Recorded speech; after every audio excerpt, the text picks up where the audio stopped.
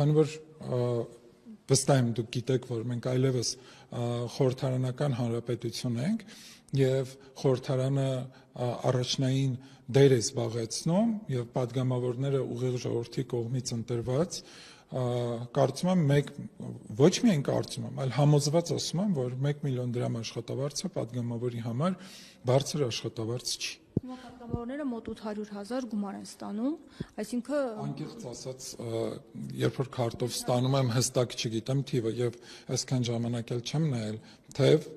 իմ եկամտի աղբյուրը, բացի իմ ընտանիքի եկամտի աղբյուրից, հիմնական եկամտիս աղբյուրը հանդիսանում է իմ աշխատավարձը, բայց եկած աշխատավարձը ես կոնկրետ չեմ հաշվել, ինչքան է հետեւաբար դուք ինձանից լավ եք տիրապետում։